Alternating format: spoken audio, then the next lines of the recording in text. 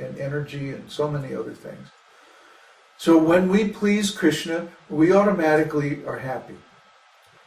It's just like liberation. See, the devotee does not strive for liberation because he has Krishna. If you have Krishna, you automatically have liberation. Similarly, a devotee does not strive for happiness because he has Krishna. If you have Krishna, you automatically have happiness. So you don't need to strive for it. How can I explain this? This is such a subtle point, but it's like one of these really simple common sense things. If I have $1 million, I don't have to go to work tomorrow. Isn't it? I already have the money. I'm not worried about money. Money is not an issue. Money is not a problem. Am I going to get a job and go to work? No. No way. I'm going to sit around at home or travel or do whatever I like. Similarly, a devotee, when he has Krishna, he has all these things. He has opulence, he has knowledge, he has power, he has love, he has happiness, he has everything he needs. Because Krishna is the source of all these things. So when Krishna is there, all these things come automatically to the devotee without any effort. Just if we please Krishna. What have I been doing for the last 5 years or so? Just talking about Krishna. I haven't done anything else. And yet I've been traveling around, going all these cool places, meeting all these people, doing all this stuff. I mean, come on, people. It's not that I'm some kind of con artist and I'm like tricking people into giving me money or something. Try to understand. I'm simply glorifying Krishna with my words. Even I have no qualification to do. I have no leadership skills. My leadership skills are, well, how do I feel about this? Okay, let's do that. I like this. I don't like that. Let's do this. That's the extent of my leadership qualification. You see why I held off being guru for so long? I don't know what I'm doing. But somehow Krishna is guiding me. Somehow Krishna is supplying everything necessary for our mission. I don't know how exactly he's doing it, but that's okay. It's his business. I just trust Krishna. Because I trust Krishna, he helps. I mean, it's mysterious. It's far out. It's really cool. Okay? But one thing I'm not worried about is, how am I going to be happy? I mean, that's like the last thing I worry about. I mean, can't you tell I'm happy? Okay? No big deal. It's like normal. It's normal because I have Krishna. Or, my lion. Well, also Krishna. Yeah, it's Krishna. So because I have Krishna, therefore happiness is not an issue. Money is not an issue. Safety is not an issue. Knowledge is not an issue. Liberation is not an issue. Pious activities, nada. We don't have to worry about any of that stuff. In the beginning, you have to follow these regulative principles. Because in the beginning, we don't have any of these things. So by following the regulative principles, one becomes qualified. And then gradually all these things come. Just like the devotee I was telling the story, he was chanting Vishnu Sahasranam. And now after 6 or 8 months, his problems are gradually going away. Maybe it's not going to happen overnight, but 6 or 8 months or a year. When I started chanting Vishnu Sahasranam, I had just had a serious heart attack. I had malaria. I was kicked out of the temple in Bombay after raising 1.5 million rupees for them. These rascals, try to understand how nasty they are. They kicked me out of the temple. I was sick. My wife had just left me. Horrible. Everything was going wrong. My response was, well, I don't want to do anything. I want to just chant Vishnu Sahasranam. So I started chanting, because it's promised in the Phala Shruti section that whatever, any distress or disease or anything that's wrong in your life, you chant this mantra, it will go away. And I believe that. So I started chanting, and then I chanted Vishnu Sahasranam once a day, every day for 12 years straight, besides my rounds and all that.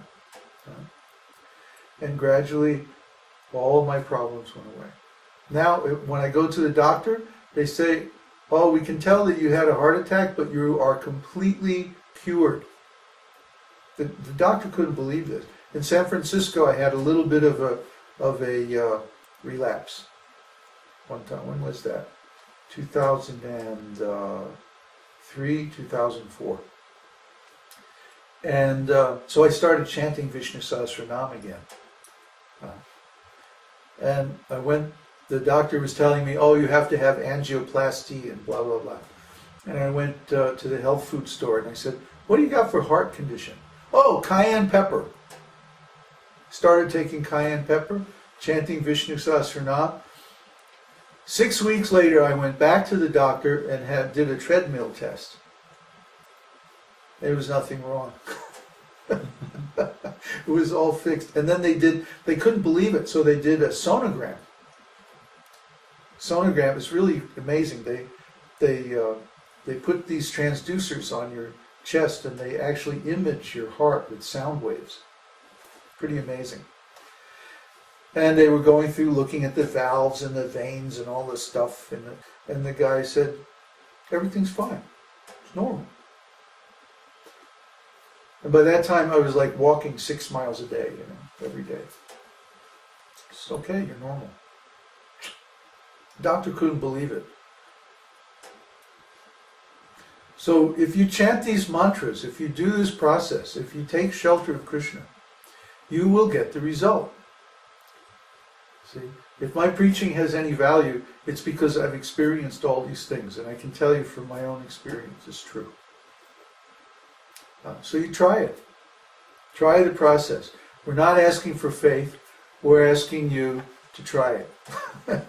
Try it and you'll get the result. If you don't get the result, it means you did something wrong, that's all.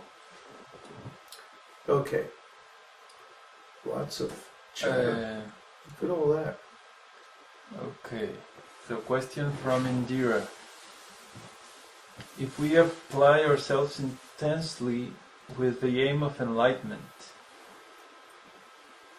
that's a sentence. If we bring about the explosion of insight via the application of acute intelligence and swift awareness, then does the enlightenment state descend directly as a result of the insight which shatters the time-bound, desire-driven thinking process? That sounds like jnana yoga. We're practicing bhakti yoga. There's a stage of bhakti yoga which is called jnana mishra bhakti, which means devotional service mixed with knowledge. In the beginning, the very neophyte stages of devotional service, there's a need for some knowledge. So we have so many books that you can read.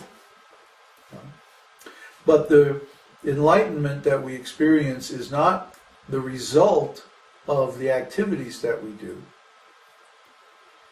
It's a gift that's given by Krishna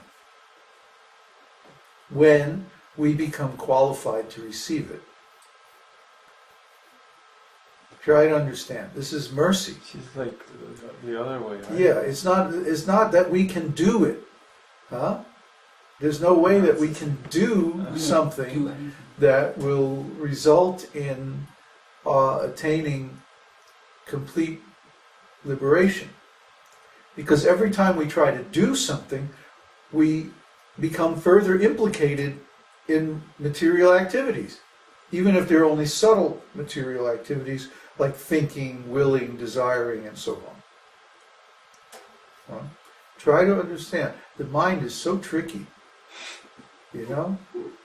Oh, I've done this and I can do that, so I'll do devotional service and then I'll do liberation. No, you can't do liberation. As soon as there's a question of doing, then there's no liberation because you're engaged with the modes of material nature. Try to understand our philosophy. Krishna has internal potencies, which are fully spiritual. And he has external potencies, which are material. The spirit soul is the marginal potency, tatastha shakti, which is in the middle between the two.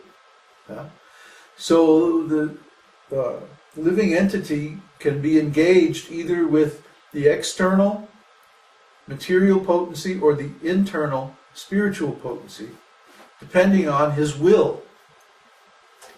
By our will, by our desire. We can desire to be engaged in material activities that give fruitive results. Fruitive means cause and effect, karma. The karma kanda is there in the Vedas for gross material